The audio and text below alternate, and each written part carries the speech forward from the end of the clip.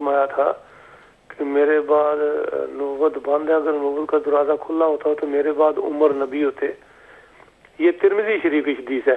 لیکن میں پوچھنا چاہتا ہوں یہ کس موقع پر آپ نے فرمایا تھا؟ جیسے وہ واقعہ ایک آیا ہے اس کا یہودی والا اور منافق والا، اور آپ نے اس کا سر اڑا دیا، تو اس میں سورہ نساء پارہ نمبر 5 آیت نمبر 65 میں وہ پھر وہ آیا، یہ آیت نازل ہوئی کہ جو حضور کو آخری جج نہ مانے وہ مومن نہیں ہو سکتا.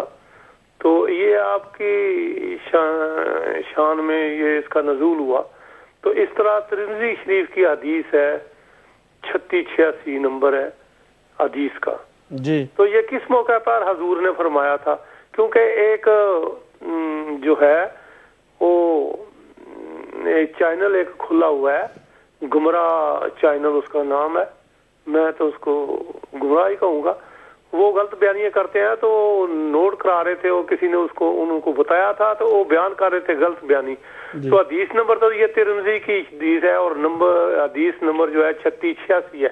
تو پلیز اس کے ذریعے ذرا وضاحت کر دیں یہ کس موقع پر حضور نے فرمایا تھا، اسی موقع پر یا کسی اور موقع پر؟ جی ٹھیک ہے. ٹھیک ہے جی، جزاکم اللہ، شکریہ تشریف فرما ہونے کا.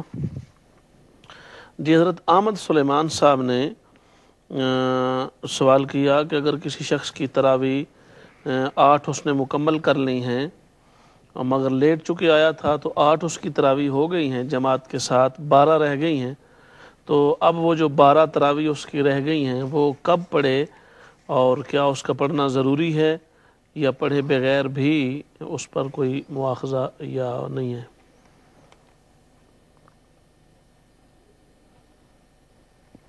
جب وہ نماز کے لیے بسم اللہ الرحمن میں حاضر ہو گیا ہے جی تو اس کو 20 رکعت ثواب کامل تراویح کا حاصل کرنے کے لیے تو جتنی رکعتیں پا لی ہیں ٹھیک ہے، جتنی رہ گئی ہیں وہ بعد میں اپنی ادا کر لے. اسی رات میں ادا کرتا ہے تو قضا بھی نہیں ہے، کیونکہ قضا تو ہوتی نہیں ہے ان کی. جی جی بالکل سنت تراویح ہے نا، جی سنت کی قضا نہیں ہوتی.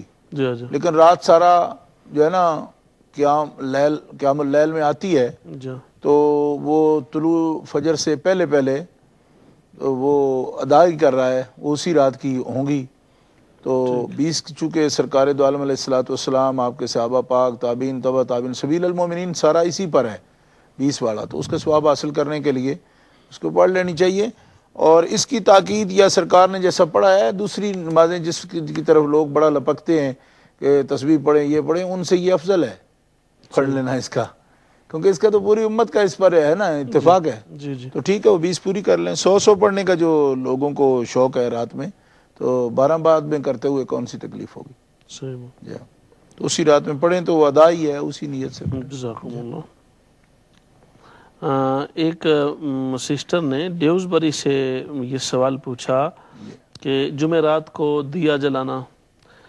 سوال پر جانے سے پہلے ہمارے ساتھ سسٹر ہیں مسز سلیم صاحبہ لندن سے. جی السلام علیکم ورحمۃ اللہ.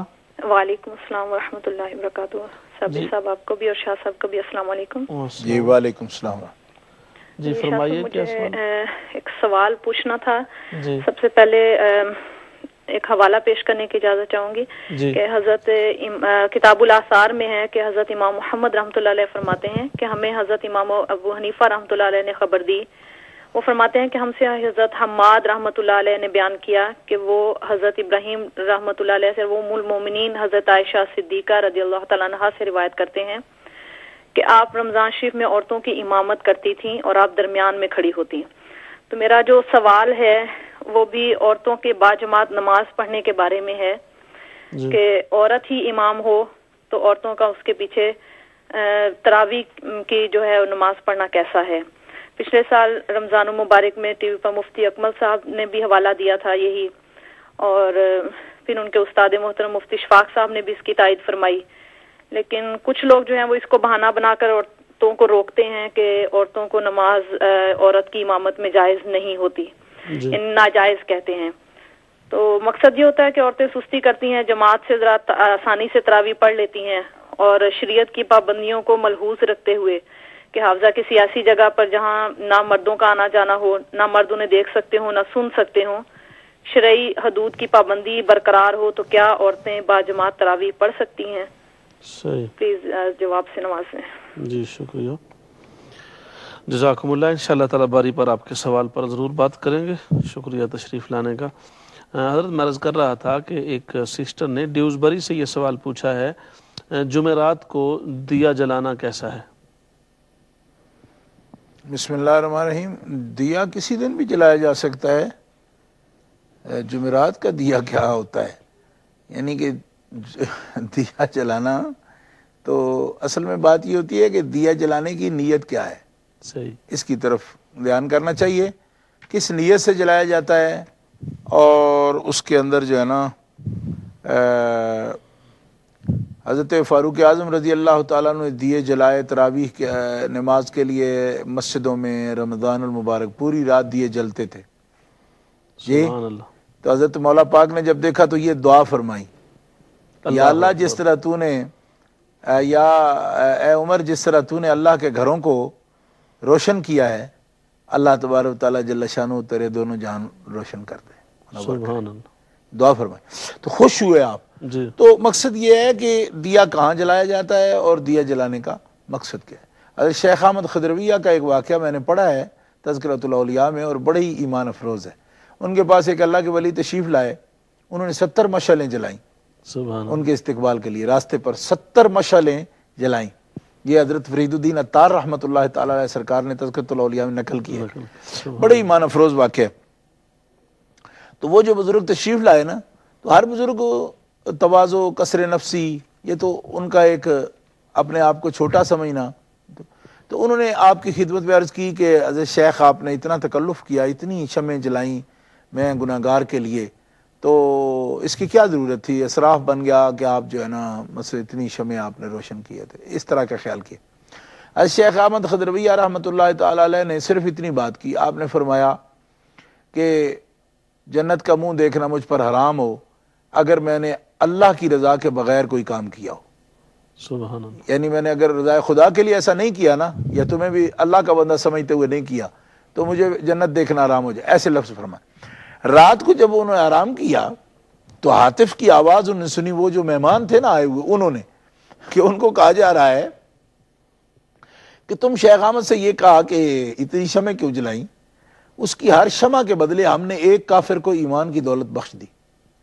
اگر اس سے زیادہ جلاتا، چاہے وہ کروڑوں میں جلاتا، جتنی شمع تیرے لیے اس نے جلائیں آنے کے لیے، ہر شمع کے بدلے ایک کافر کو ہم ایمان بخش دیتے. اللہ. تو وہ فرماتے ہیں صبح کو جب میری مثلا جب آنکھ کھلی میری، تو میری آنکھوں میں آنسو تھے، اور میں نے جا کے حضرت کے قدم بوسی کی میں نے کہ جب اتنی مقبولیت ہے آپ کے اس عمل کی، تو آپ ہزاروں جلاتے تو ہزاروں لوگوں کو، سیاہ دلوں کو روشنی نصیب ہو جاتی.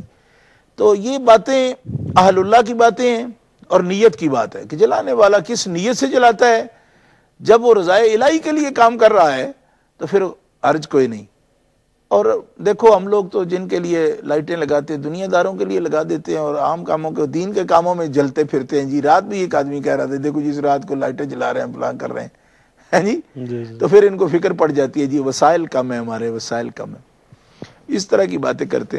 تو بات ہے نیت کی. حسن نیت کے ساتھ، اور اسراف سے بھی ضرور بچنا چاہیے، لیکن حسن نیت کے ساتھ خیر کے کاموں میں جب کوئی خرچ کرتا ہے یا کوئی کام کر رہا ہے تو اللہ تبارک و تعالی اس کے دل سے واقف ہے.